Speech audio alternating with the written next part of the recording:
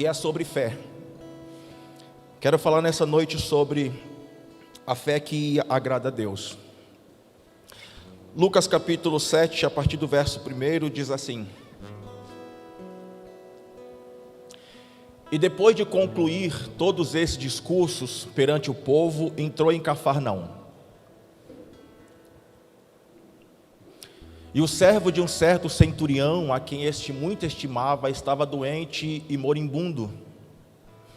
E quando ouviu falar de Jesus, enviou-lhes uns anciãos dos judeus, rogando-lhe que viesse curar o seu servo.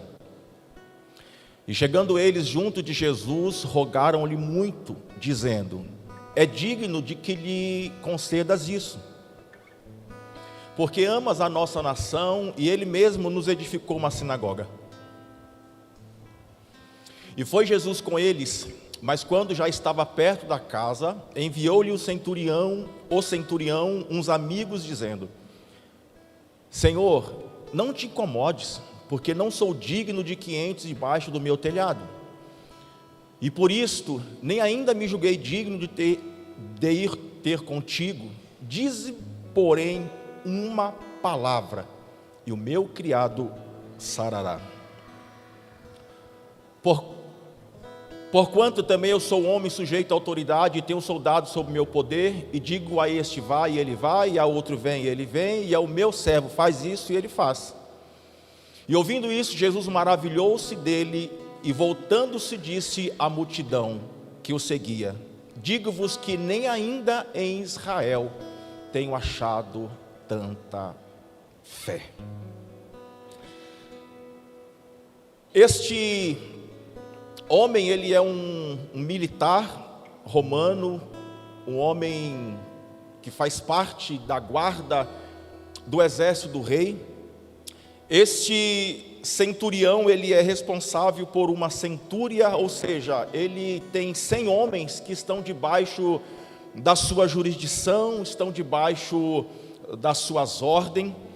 Este homem, ao contrário da maioria dos centuriões, dos soldados, este homem é alguém que não oprime, este homem é alguém que não persegue, este homem é alguém que não impõe rispidez contra os judeus. Pelo contrário, este homem, ele é amigo dos judeus.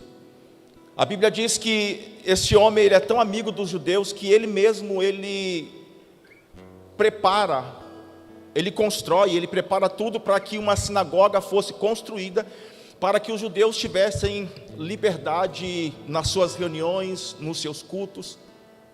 Este homem, ele se depara com um dos seus soldados doente, enfermo. E a Bíblia diz que este homem, ele procura um dos judeus para que pudesse ir até Jesus, levar a mensagem, convidar Jesus para vir à sua casa. Esse homem poderia ter escolhido um dos seus soldados, um dos seus servos. Ele prefere escolher um judeu, um amigo de Jesus. Talvez ele não quer causar nenhum constrangimento enviando os seus soldados para falar com Jesus. Então ele envia um judeu. E quando o judeu chega para conversar com Jesus a respeito do centurião, do servo que está doente, percebe no texto que nós lemos que quando os judeus eles chegam, eles já começam a fazer uma intercessão em favor do centurião, porque eles chegam para Jesus, falam para Jesus que o centurião tem um servo que está doente, e eles convidam Jesus para ir até a sua casa. Só que antes de Jesus responder alguma coisa, eles já estão intercedendo, falando: Jesus, olha bem, antes do Senhor responder, pensa com carinho, porque esse homem, ele construiu para nós uma sinagoga. Jesus, olha, esse homem é diferente dos outros, esse homem, o coração dele é diferente, Jesus. Então, antes de Jesus responder alguma coisa, eles já estão intercedendo em favor daquele centurião. Só que eu penso esse homem em casa, pensando na autoridade que ele tinha, pensando no peso que as suas palavras tinham, e olhando para ele e olhando para Jesus, Em casa ele pensa: eu não sou digno de que este homem venha à minha casa. Eu sei como funciona a autoridade. Eu sei que este Jesus, ele tem autoridade. Não precisa de Jesus vir na minha casa. Ele pensa: esse Jesus, ele é de perto e ele também é de longe. A palavra dele vale de perto, mas também vale de longe. Então logo ele chama alguém e diz: olha, corre lá, fala que Jesus não precisa vir na minha casa. Eu não sou digno de receber Jesus debaixo do meu teto. Basta uma palavra e o meu servo vai ser curado. Quando os homens chegam até Jesus, contam o relato para Jesus, e a fé deste homem agrada a Jesus. Jesus vai se virar para a multidão e vai falar: nem em Israel eu ouvi tamanha fé.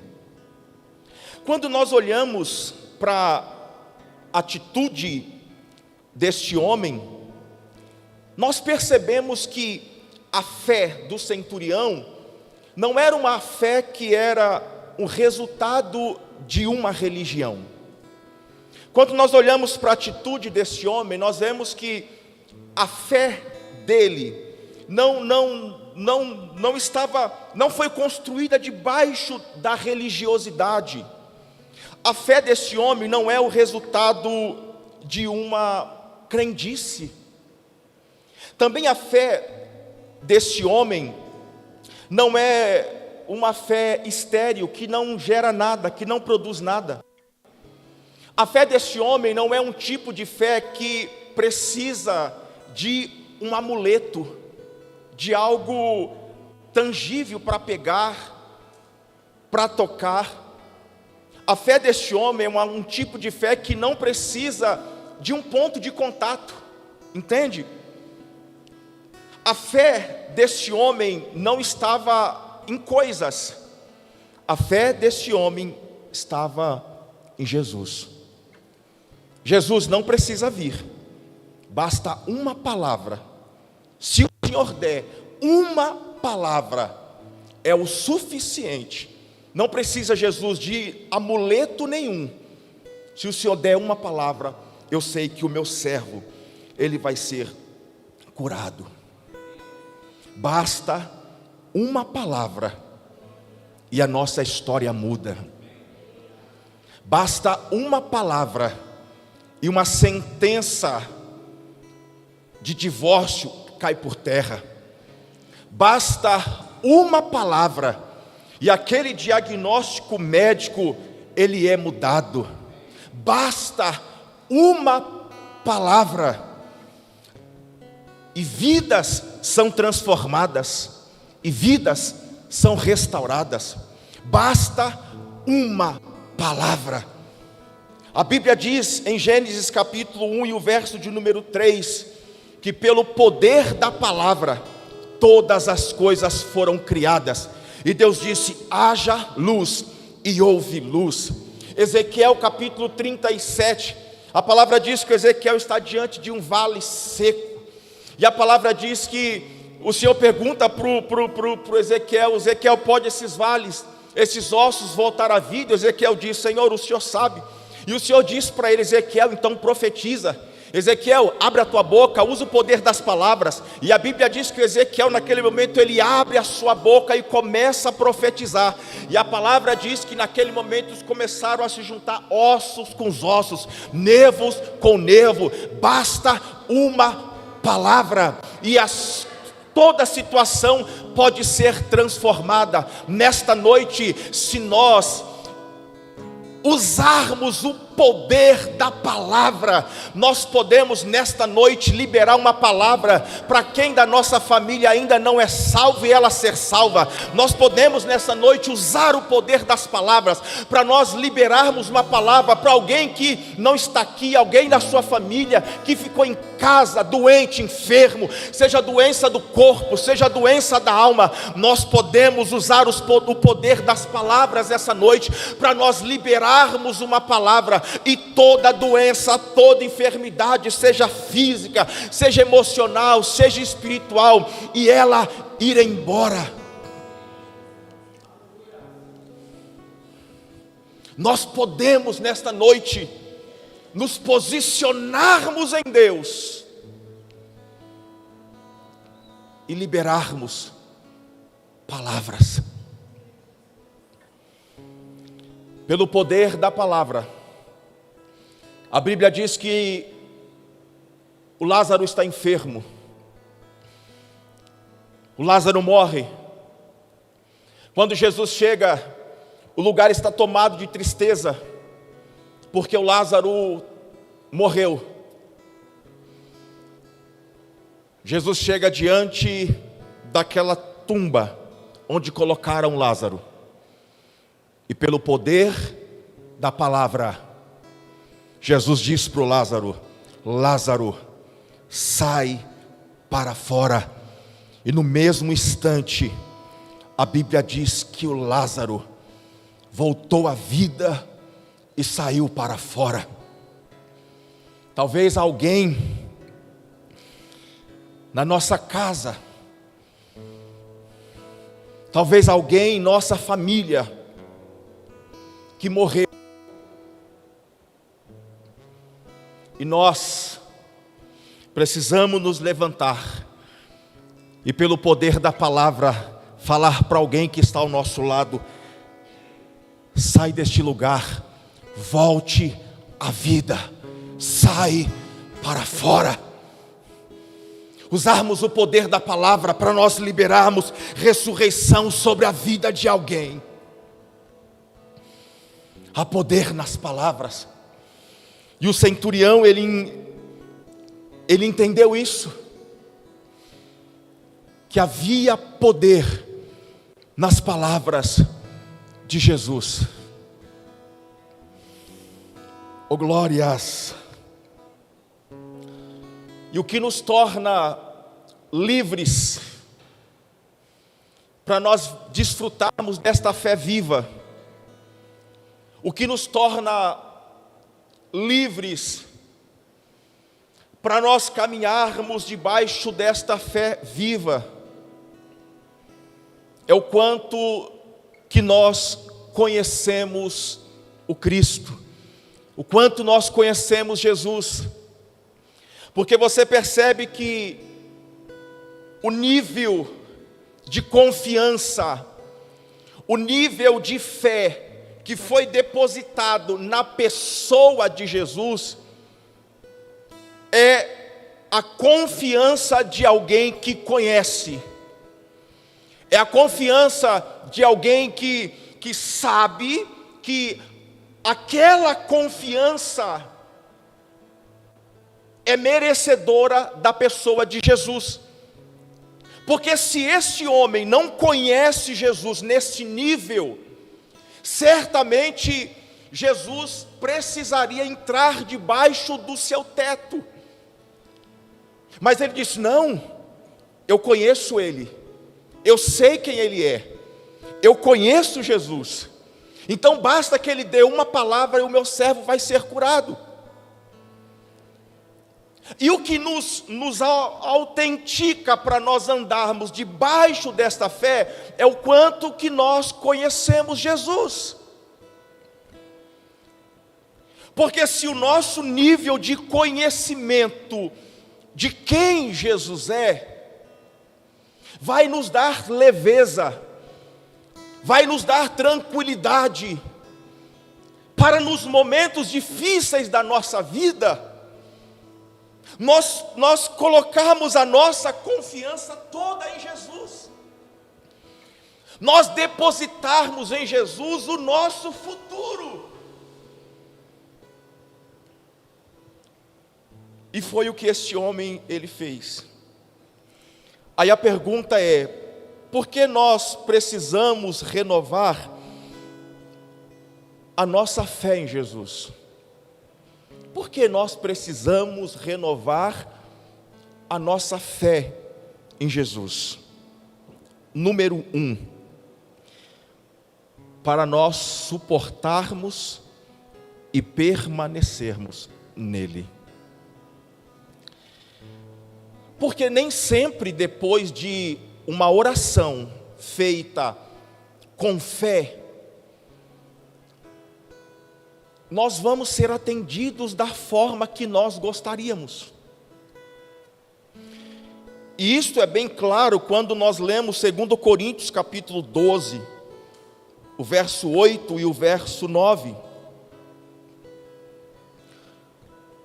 O Paulo está orando, e o Paulo ora 3 vezes. Eu não acredito que esta oração do Paulo era ausência de fé. Depois do Paulo ter orado 3 vezes, pedindo ao Senhor que tirasse aquele espinho da sua carne, tudo que o Paulo ouviu de Jesus foi: a minha graça te basta. O meu poder se aperfeiçoa na sua fraqueza. Percebe que mesmo Paulo orando com fé, a resposta de Jesus para o Paulo, em outras palavras, sabe o que Jesus estava falando para o Paulo? Paulo, é o seguinte: eu não vou tirar esse espinho da sua carne. Você vai precisar suportar esse espinho. Paulo, eu não vou tirar esse espinho da tua carne. Você vai ter que aprender a conviver com esse espinho. Porque às vezes nós vamos para um lugar em Deus de oração, pedir para Deus nos livrar de algumas coisas, nos tirar de alguns lugares. Depois de nós orarmos com muita fé, tudo que Deus vai falar para nós é: eu não vou te tirar. Você vai aprender a suportar. E aí nós vamos ter que aprender a suportar em Deus algumas coisas. Nós vamos ter que aprender a suportar em Deus algumas coisas que nós não gostaríamos de viver, não gostaríamos de passar, gostaríamos que Deus nos livrasse.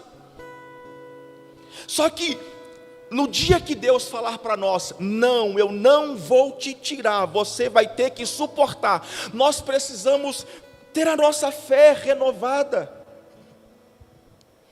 para saber que, em primeiro lugar, a vontade de Deus sempre vai prevalecer.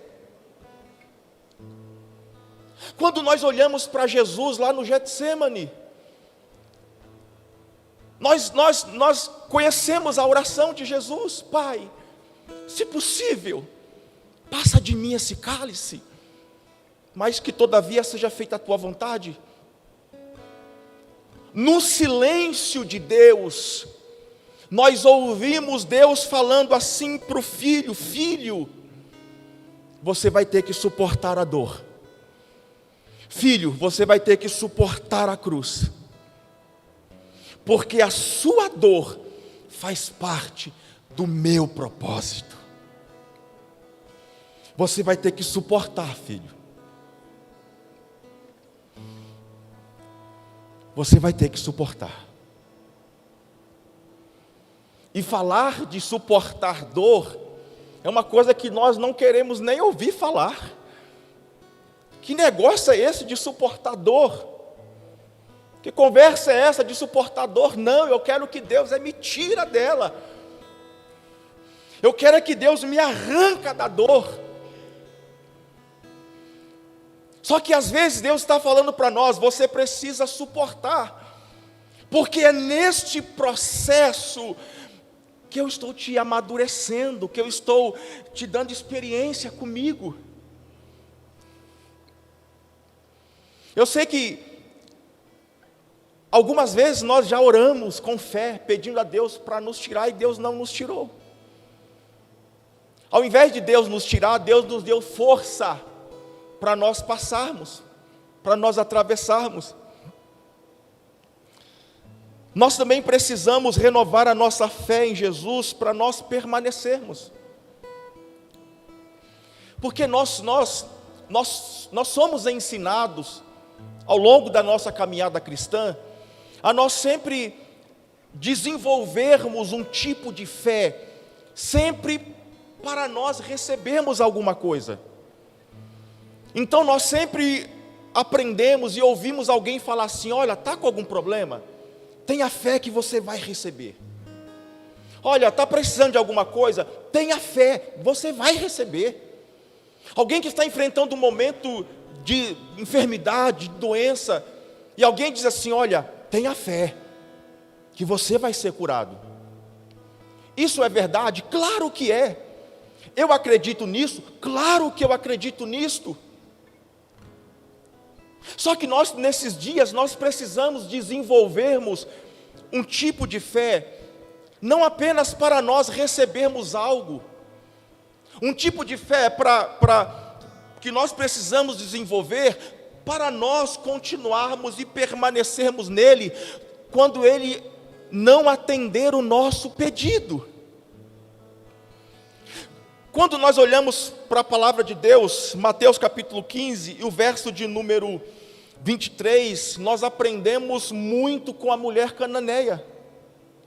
Porque essa mulher tem a filha doente em casa, ela vai atrás de Jesus na intenção de receber cura para sua filha. Só que quando ela chega perto de Jesus, os discípulos já falam assim: Jesus, vem a mulher gritando aí, vamos mandar essa mulher embora, porque ela não faz parte do nosso grupo. Os discípulos, a gente até entende. Só que quando essa mulher chega próximo de Jesus e vai falar com Jesus, a palavra diz que Jesus nem responde para ela, Jesus deixa ela falando. Alguns de nós aqui já teríamos os ingredientes completos para nós irmos embora. Já teríamos os ingredientes completos para a gente falar assim: ah, é? Quer dizer que lá na frente dos outros é meus filhinhos, e aqui me deixou falando. Só que se estava ruim, vai piorar ainda.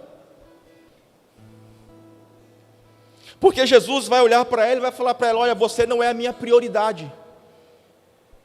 A minha prioridade são os filhos de Israel. Você não é a minha prioridade. Está ruim? Vai ficar pior. Porque Jesus vai falar para ela: olha, não é lícito pegar os pães dos filhos e lançar os cachorrinhos.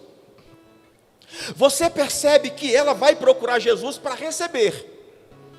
Ela já tem uma negativa dos discípulos, ela permanece. Ela tem uma negativa de Jesus, porque Jesus não respondeu palavra nenhuma para ela, ela permanece. Jesus disse para ela: olha, você não é a minha prioridade, ela permanece. E ela diz para Jesus: Jesus, não tem problema não, se é migalha que o Senhor tem para mim, tudo bem. É isso que o Senhor tem para mim? Tudo bem. Aí Jesus olha para ela e diz: mulher, vá em paz, grande é a tua fé. Eu penso que é esta fé que Jesus quer desenvolver em nós nesses dias. Que quando nós chegarmos no lugar e as portas se fecharem, não tem problema, eu permaneço em Jesus. Que quando nós formos em Jesus pedindo alguma coisa para Jesus, Jesus fala: não vou te dar, você vai ter que suportar. Eu permaneço em Jesus. Quando as minhas necessidades não forem supridas no tempo, na hora que eu desejo, não tem problema, eu permaneço em Jesus. Eu acredito que existe uma bênção liberada para aqueles que permanecem. O Salomão disse que melhor é o final das coisas do que o início delas. Apocalipse capítulo 22 e verso 12, a palavra diz: eis que cedo venho, e o meu galardão está comigo para dar a cada um segundo as suas obras. Não é para quem chegou na metade da missão, não é para quem concluiu 80% da missão, é para quem chegou até o final. Quando Paulo escreve 2 Timóteo capítulo 4 versículo 7, o Paulo está dizendo: eu combati o bom combate, eu encerrei a minha carreira e eu guardei a minha fé. O que o Paulo está dizendo, tudo o que era para eu ter feito, eu fiz. Ninguém acabou, ninguém encerrou a minha carreira, não, eu fui até o final e eu guardei a minha fé. E ele escrevendo, ele vai dizer que agora a coroa estava reservada para ele, não apenas para ele, mas para todos quantos forem até o final. Existe uma bênção liberada para aqueles que permanecem até o final.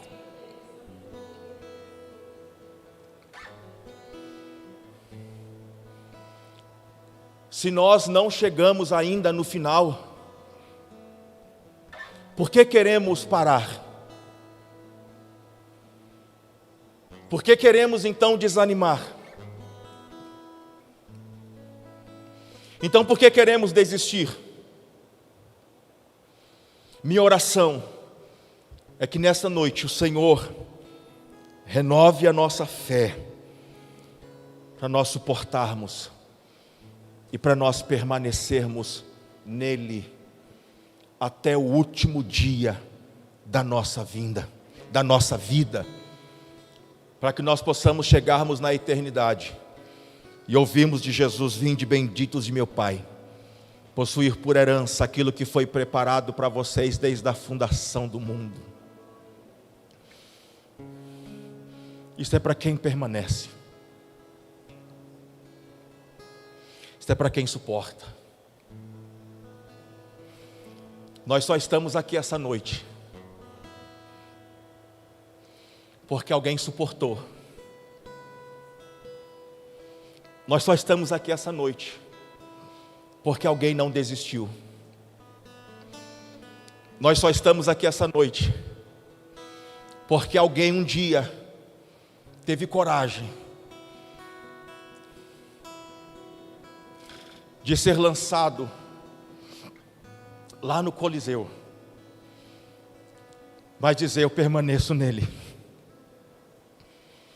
Nós só estamos aqui essa noite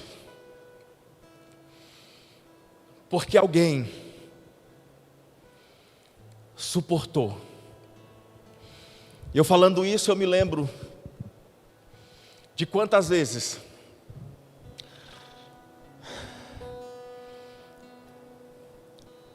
depois da gente chegar do culto e a gente ficar trancado para o lado de fora, porque meu pai proibia minha mãe de levar a gente para a igreja, de ir para a igreja. Ele falava: olha, quando chegar vocês vão ficar do lado de fora. Aí minha mãe dizia: não tem problema, se for preciso a gente dorme aqui no quintal, mas nós vamos para a igreja.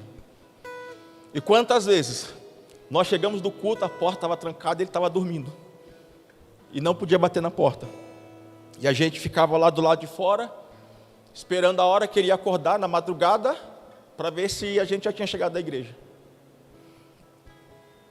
Eu estou aqui porque alguém suportou e permaneceu. Você está aí porque alguém suportou e permaneceu. Agora é a nossa vez de suportarmos e permanecermos por alguém dessa próxima geração. Se nós olhamos hoje para trás e temos referências de alguém que suportaram e permaneceram, alguém precisa olhar para a nossa vida. Eu olho para minha mãe e falo: minha mãe suportou e permaneceu. Paulo precisa olhar para mim e falar: meu pai suportou e permaneceu. Número 2, eu preciso ter a minha fé renovada em Jesus para eu saber esperar. Mateus 21 e 22. Olha o que a palavra diz: e tudo que pedires na oração, crendo, recebereis. Só que Jesus não disse para nós que se aquilo que nós pedimos e que está alinhado ao coração dele, nós vamos receber. Só que Jesus disse que isso não vai ser instantâneo. Jesus não garantiu para nós que nós vamos orar de manhã e vamos receber à tarde. Isso é possível? Claro que é. Jesus faz isso? Claro que faz. Até porque a nossa fé não é esperança, não é algo voltado para o amanhã, não. A nossa fé é agora, é no presente, é hoje, é já. Só que nós não temos essa garantia que tudo que nós vamos pedir vai acontecer de forma instantânea. E nós precisamos renovar nossa fé em Jesus para nós sabermos esperar. O fato de Deus não me responder no tempo que eu gostaria, significa que Deus está pavimentando uma via segura para me levar com segurança para onde o seu coração deseja. O fato de Deus não me responder instantaneamente, o que isso significa?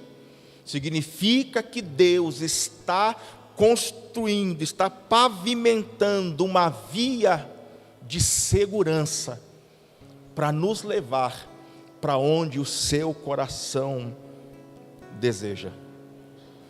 Esperar nesses dias, eu sei que é um desafio. É um desafio até nós falarmos, Fabiano, nesses dias sobre esperar. Porque a nossa sociedade, ela vive um tempo imediatista, tudo tem que ser muito rápido, tudo tem que ser para ontem, tudo tem que ser para agora, não tem tempo de esperar. E às vezes nós acabamos confundindo o céu com a nossa realidade. Se a nossa realidade, a nossa sociedade é uma sociedade imediatista, que quer tudo para ontem, que quer tudo para já, o céu é diferente. E às vezes nós entramos em desespero, porque nós achamos que o céu ele tem que se mover por causa da nossa necessidade. Então nós vamos em Deus falando assim: Deus, é hoje, eu preciso para já, tem que ser agora, Deus, é agora, é já, Deus, cadê? E aí nós pensamos que os céus estão se movendo por causa da nossa necessidade. Às vezes nós pensamos que Deus vai levantar do seu trono e o céu vai entrar naquela correria para poder nos atender, porque nós não sabemos esperar. Na verdade, o céu não se move por causa da minha necessidade. O céu não se move por causa da tua necessidade, o céu se move por propósito. E se nós não soubermos esperar, nós corremos um risco de tomarmos decisões precipitadas. Nós corremos um risco de abortarmos o plano, o propósito de Deus para nós. E aí talvez você nessa noite possa me perguntar: mas Henrique, existe algum propósito em esperar? Sim. Número 1, enquanto nós estamos esperando, Deus está nos ensinando a depender dEle. Deus está nos ensinando a depender dEle. Enquanto nós esperamos, Deus está desenvolvendo em nós fé. E talvez Deus segura algumas coisas porque Ele quer desenvolver fé em nós. E número 3, existe um propósito na espera? Sim. Na espera, Deus está aperfeiçoando a nossa paciência. Porque às vezes nós pedimos para Deus paciência. Sim ou não? Não, irmão, você está pedindo força para Deus, é? É paciência, irmão. E às vezes nós estamos orando: Deus, me dá paciência, Deus, que eu não... Deus, eu estou a ponto de sair, me dá paciência. E aí Deus segura algumas coisas, porque Deus está desenvolvendo em nós paciência. Que o Senhor nessa noite aumente o nosso nível de fé, para nós sabermos esperar. Só que esperar em Deus não é cruzar os braços e sentar e falar assim: agora Deus vai fazer tudo. Ah, Deus me liberou uma promessa, então agora Deus vai fazer tudo. Não, irmão. Esperar em Deus, o que significa esperar em Deus? Esperar em Deus significa que eu preciso fazer a minha parte. E esperar que Deus faça a parte dele no tempo dele. Porque senão nós vamos falar para Deus: Deus, e aí? Aí Deus vai olhar para nós e vai falar: e aí? Tipo assim, tu não fez nem a tua parte, tu quer que eu faça a minha? Deus, e aí? Ué, e aí o quê? E aí?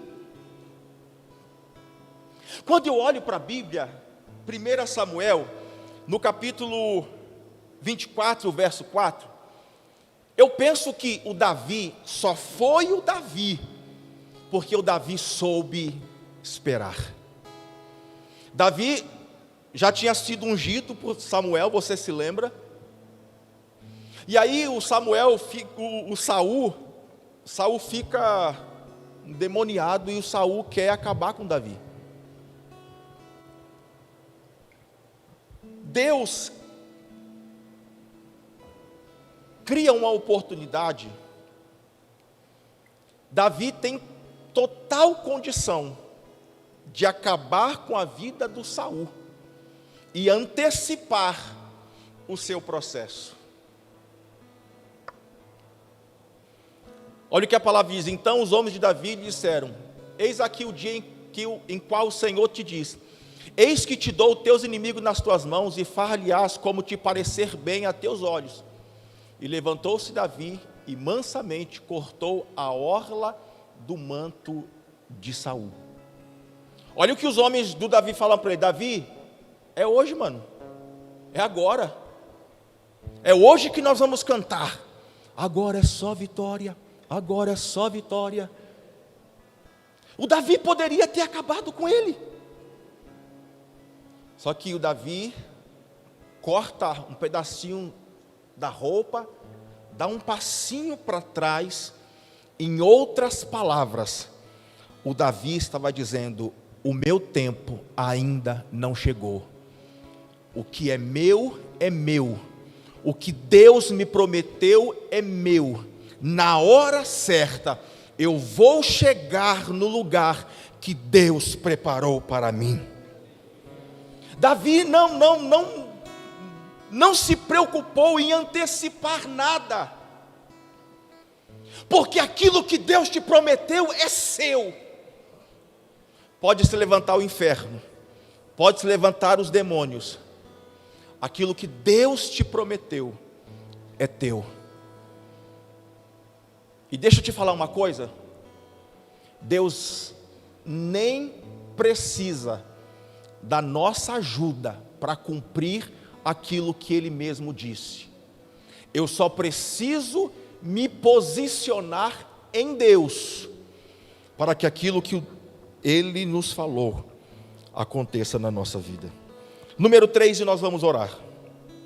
Eu preciso ter a minha fé renovada em Jesus, para eu continuar acreditando. Porque às vezes é difícil acreditar em algumas coisas. Sem fé é impossível nós acreditarmos em algumas coisas. Por exemplo, Deus disse para o Josué: Josué, eu vou entregar Jericó nas suas mãos. Nós falamos aqui alguns dias atrás, uma cidade murada, uma cidade cercada, cheia de homens armados, e Deus envia o Josué para tomar Jericó com algumas pessoas, 7 sacerdotes, um chofar, e eles vão chegar lá e eles vão adorar e gritar.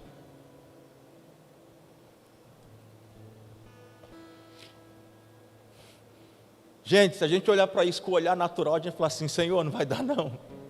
Senhor, vai dar não. Cadê as armas? Cadê os guerreiros? Cadê os valentes?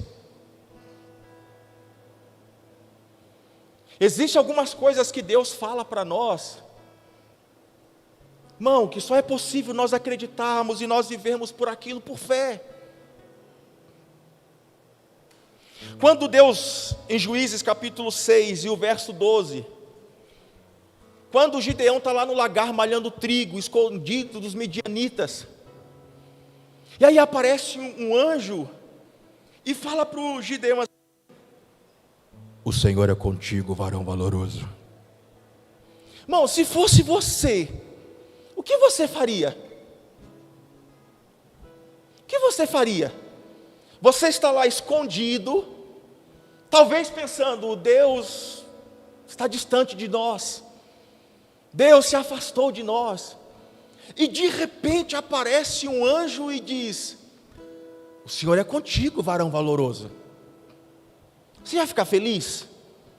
Falar: Senhor, eu pensei que nós estávamos escondidos.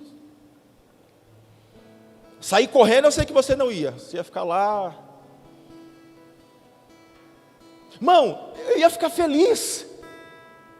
Eu ia ficar alegre. Falar: ainda bem que o Senhor veio. Só que naquele momento, o Gideão olha para o anjo e diz assim, em outras palavras, parafraseando: que conversa é essa de estar comigo?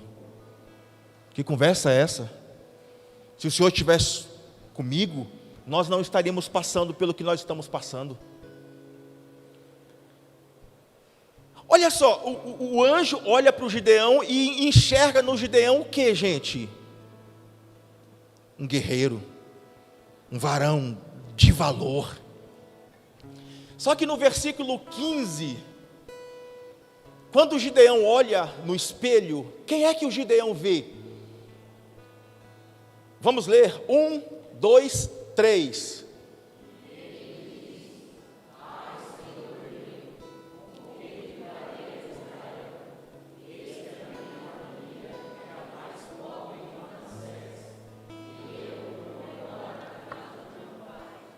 Olha só, o anjo está de um lado falando: você é varão, é guerreiro e é valoroso. O Gideão está do outro lado olhando no espelho e dizendo: quem sou eu? Eu sou o menor, eu sou pequeno, não tenho condições não posso livrar a casa de painho não. Talvez nós não continuamos acreditando na palavra que nós recebemos, porque nós estamos como Gideão. Nós estamos olhando para dentro de nós e queremos buscar os recursos dentro de nós. E aí quando o Gideão olha para dentro dele, o Gideão fala assim: eu não posso, porque eu sou menor. Não, eu não posso continuar crendo nesse negócio que eu vou livrar os meus irmãos das mãos medianitas. Não, eu não posso. E talvez nós deixamos de crer em algumas coisas, porque nós estamos olhando para dentro de nós, porque nós estamos buscando recurso dentro de nós.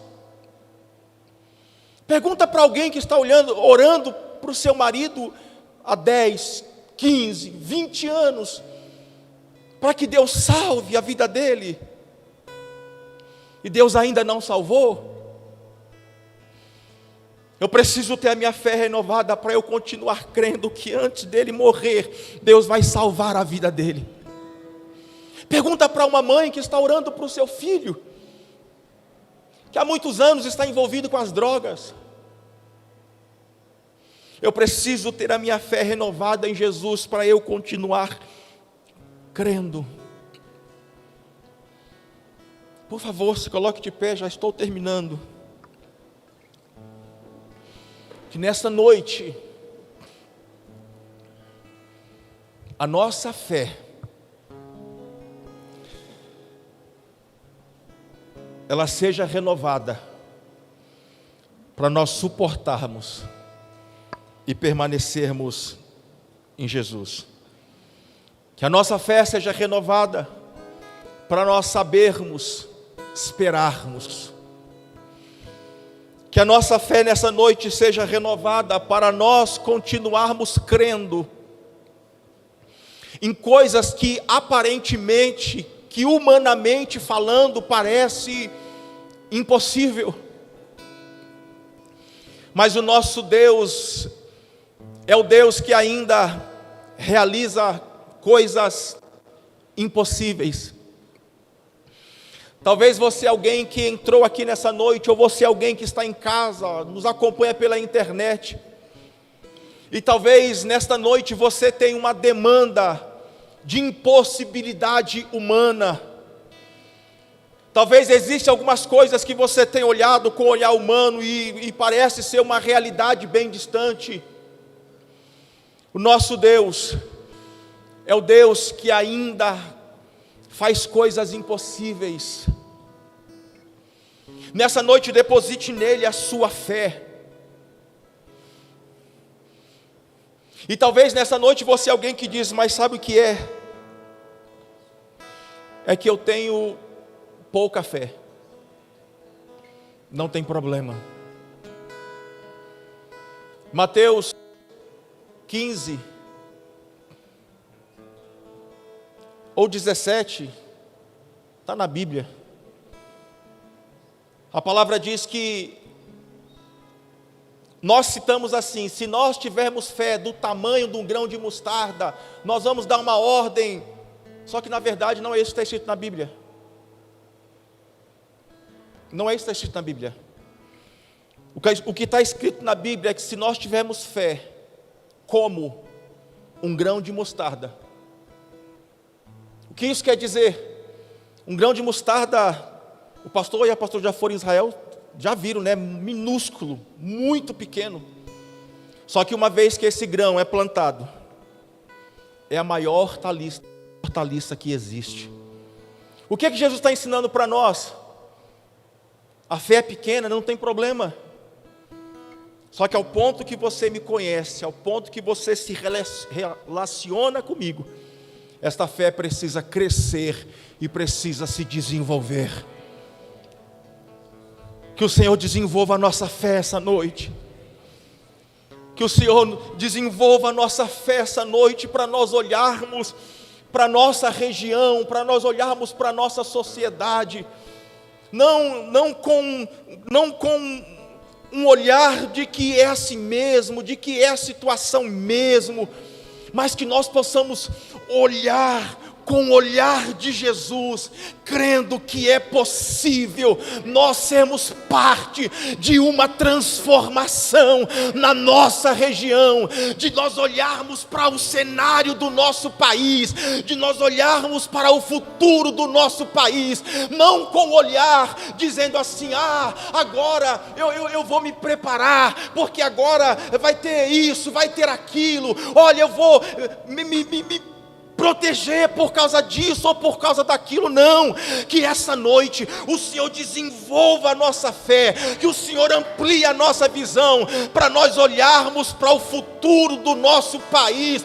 e crer que a igreja tem autoridade na terra, e crer que o Senhor levantou a igreja para fazer a diferença nessa terra. Eu me lembro de quando o José chegou no Egito. O faraó era quem tinha poder, era quem tinha a palavra, é quem podia assinar, é quem podia falar: olha, fecha isso e abre aquilo. Quando José chega no Egito, o José era apenas um prisioneiro, mas era alguém que tinha a sua fé em Deus, era alguém que tinha a sua fé firmada no propósito de Deus. Se o faraó é quem tinha autoridade para assinar os papéis, o José era alguém que tinha autoridade. E quando José abria a sua boca lá no Egito, a autoridade a autoridade começou a direcionar as coisas. A igreja tem autoridade. Sabe o que nós não aprendemos? Nós não aprendemos ainda é usar a nossa fé. A nossa fé ainda é limitada, porque nós olhamos para algumas coisas e falamos assim: é assim mesmo? Não, não é assim mesmo. Não, não é assim mesmo. Nós andamos no nosso bairro com medo, apavorados. Não é assim mesmo. Nós viramos a esquina e vemos meninos de 10, de 11 envolvidos no tráfico. Não é assim mesmo. Nós precisamos olhar para isso e colocar a nossa fé em ação. E pelo poder e autoridade da palavra, nós declararmos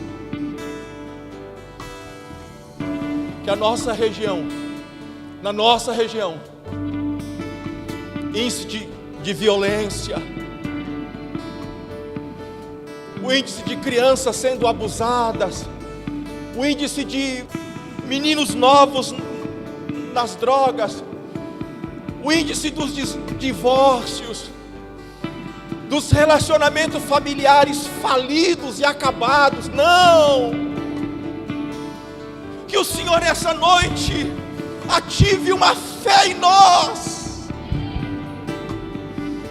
para nós olharmos para estas coisas e não enxergarmos isso como normal, não enxergarmos isso como comum. Não! Que o Senhor ative essa fé em nós, a fé que amplia a nossa visão, a fé que nos faz mover pela autoridade, a fé que nos faz mover pela palavra, a fé que nos faz acreditar, basta uma palavra. E nós liberarmos uma palavra para alguém. Hoje foi o último dia que você chegou em casa bêbado. Hoje foi o último dia que você sofreu com essa doença, porque a palavra diz que o Senhor nos deu poder e autoridade. E às vezes nós estamos tão céticos,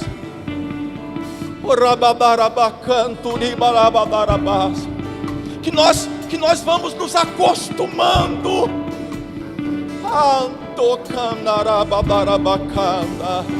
Nós vamos se acostumando a conviver com alguém viciado nas drogas, que nós vamos nos acostumando a conviver com alguém que tem uma doença crônica. Nós vamos nos acostumando com essas coisas. E quando alguém chega para nós e fala: ai, eu estou com tanta dor, e a gente fala: olha, eu vou buscar um comprimido. Tudo bem, não tem problema tomar comprimido, mas antes de buscar o comprimido, eu vou liberar uma palavra: você está curado em nome de Jesus. E às vezes nós vamos se acostumando com um casamento ruim, que vai se arrastando, e a gente vai se acostumando com isto. Então, que a nossa fé seja desenvolvida, para nós tomarmos uma postura como Joquebede. Tinha uma palavra, todos os meninos iam morrer, só que Joquebede se levanta.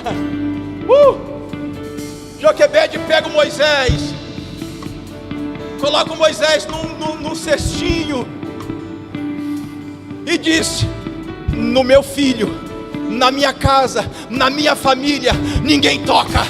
No meu Moisés, ninguém toca. Será que não é isso que nós precisamos fazer nessa noite? nos levantarmos em fé e crermos e olharmos para alguém e dizer: não, no meu filho as drogas não tocam mais, na minha família não toca mais. Sabe o que Joquebede fez? Joquebede escondeu o menino, Joquebede escondeu Moisés. Pense em alguém. Quem é que você precisa esconder? No teu joelho. Quem é que você precisa esconder na tua oração? Quem é que você precisa se levantar como a Joquebede e esconder aqui, guardar? Não, aqui não toca. Aleluia. Que a nossa fé essa noite seja ativada, para nós sairmos daquilo que é natural. Chega de nós como igreja andarmos na superficialidade. Chega de nós como igreja andarmos nos lugares rasos. Chega de nós como igreja andarmos nos lugares superficiais e rasos. É chegado um tempo de nós como igreja entrarmos nos lugares profundos. É chegado um tempo de nós como igreja entrarmos mais profundo em Deus e pela fé nós entrarmos no terreno do inimigo e resgatarmos de lá aqueles que são nossos. Vamos louvar, vamos adorar o Senhor. Oh, glória!